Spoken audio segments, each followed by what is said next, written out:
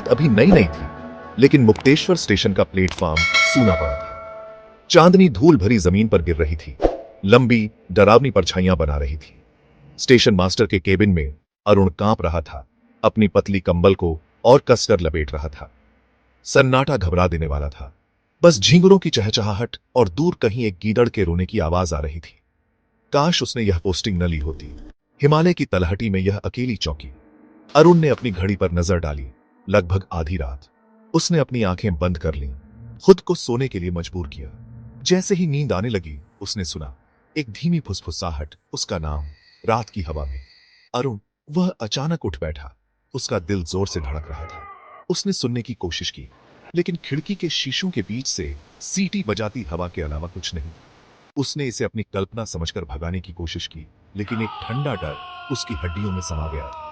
वह इस एहसास को दूर नहीं कर सका कि उसे देखा जा रहा है, कि कुछ गड़बड़ है। उसने मुक्तेश्वर के बारे में कहानियां सुनी थी, इसके भूतिया होने की फुसफुसाहट, रात में प्लेटफॉर्म पर भटकती बेचैन आत्माओं की। उसने हमेशा उन्हें लोक कथाओं के रूप में खारिज कर दिया, लेकिन आज रात अंधेरा अलग, जीवंत महसूस हो रहा था। और वह अकेला था, बिल्कुल अकेला। फुसफुसाहट फिर से आई, इस बार जोर से, उसके चारों ओर घूमती हुई। अरुण, मेरी मदद करो, प्लीज। वह बिस्तर से कूद गया। उसका डर एक अजीब मजबूरी का रास्ता दे रहा था। किसी को मदद की जरूरत थी, उसे यकीन था। उसने अपना लालटेन पकड़ा और केबिन से बाहर भागा। ठंडी रात की हवा ने उसे एक थप्पड़ की तरह मारा। प्लेटफॉर्म उसके सामने फैला हुआ था, एक भयानक चांदी की रोशनी में नहाया हुआ।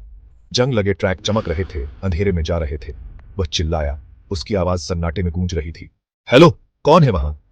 कोई जवाब नहीं था, केवल उसकी अपनी आवाज की गूंज। जैसे ही वह वापस जाने के लिए मुड़ा, उसने प्लेटफॉर्म के दूर छोर पर पुराने फोन बूथ को देखा। उसकी लाइट अजीब तरह से टिमटिमा रही थी। यह अजीब था, यह बरसों से काम नहीं कर रहा था। वह सावधानी से बूथ के पास पहुंचा। उसका हाथ जंग लगे हैंडल पर मंडरा रहा था। जैसे ही वह करीब पहुंचा, उसने अंदर से धीमी सी घंटी बजने की आवाज सुनी। उसने दरवाजा खोला और अविश्वास से देखा। फोन हुक से उतर गया था। उसका पुराने जमाने का रोटरी डायल एक अप्राकृतिक रोशनी से चमक रहा था। जैसे ही उसने रिसीवर को छुआ, घंटी बजना बंद हो गई। उसकी रूह में एक ठंडक दौड़ गई। वह अकेला नहीं था, कुछ यहां था। मेरी मदद करो, प्लीज।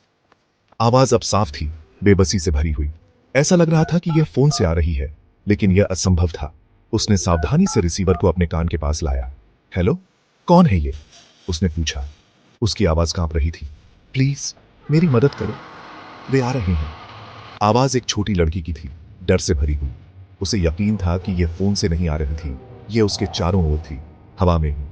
तभी उसने उसे देखा। एक छोटी लड़की, 10 साल से ज्यादा की नहीं, परछाइयों से प्रकट हुई। उसने एक सफेद पोशाक पहनी थी। उसके लंबे काले बाल डर से पीले चेहरे को ढक रहे थे। वे मुझे ले गए, उसने फुसफुसाया। उसकी आवाज मुश्किल से सुनाई दे रही थी। वे मुझे मेरे परिवार से दूर ले गए। वे कभी वापस नहीं आएंगे। उसने एक हाथ बढ़ाया, उसकी आंखें मदद के लिए विनती कर रही थी। अरुण ने बच्ची के लिए दया का अनुभव किया। उसने उसका हाथ पकड़ने के लिए हाथ बढ़ाया, उसे वापस अपने केबिन की सुरक्षा में ले जाने के लिए। लेकिन जैसे ही उसकी उंगलियां उसकी उंगलियों से छुईं, उसके हाथ में एक झटका लगा। लड़की चिल्लाई, एक तेज चीख जिसने रात को चीर दिया। उसका रूप टिमटिमाया, उसकी विशेषताएं विकृत हो गईं। मासूम चेहरे की जगह क्रोध और निराशा का एक भयानक मुखौटा आ गया। अरुण डर के मारे पीछे हट गया। लड़की का रूप काले धुएं के गुब्बार में घुलते ही लड़खड़ा गया। वह जमीन पर गिर गया। उसका दिल जोर से धड़क रहा था। वह वापस भागा, डर उसके पैरों को गति दे रहा था। वह तब तक नहीं रुका जब तक वह अपने केबिन में नहीं पहुंच गया।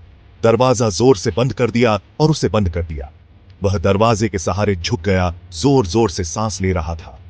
उसका दिमाग जो उसने अभी देखा था उससे घूम रहा था। सुबह की पहली किरणें खिड़की के गैप से छनकर आ रही थी। कमरे में लंबी परछाइयां डाल रही थी। उसने केबिन के चारों ओर देखा। उसकी सांस उसकी गले में अटक गई। यह अब उसका केबिन नहीं था। फर्नीचर पुराना था, मकड़ी के जाले लगे हुए थे, दीवारें छीलते हुए पेंट से ढकी हुई थी। एक धूल भरी मेज पर एक फीकी तस्वीर पड़ी थी। रेलवे अधिकारियों का एक समूह, उनकी वर्दी पुरानी, उनके चेहरे उदास। और फिर उसने खुद को देखा, पीछे खड़ा, उसका चेहरा पीला और पारभासी, उसकी आंखें एक ठंडी पहचान से भरी हुई। भयानक सच्चाई उस पर छा गई। वह जिंदा नहीं था, वह उनमें से एक था। एक बेचैन आत्मा हमेशा के लिए मुक्तेश्वर प्लेटफॉर्म से बंधी। वह फंस गया था, बिल्कुल लड़की की तरह। हमेशा के लिए मुक्तेश्वर स्टेशन के भूतिया अस्तित्व में खो गया।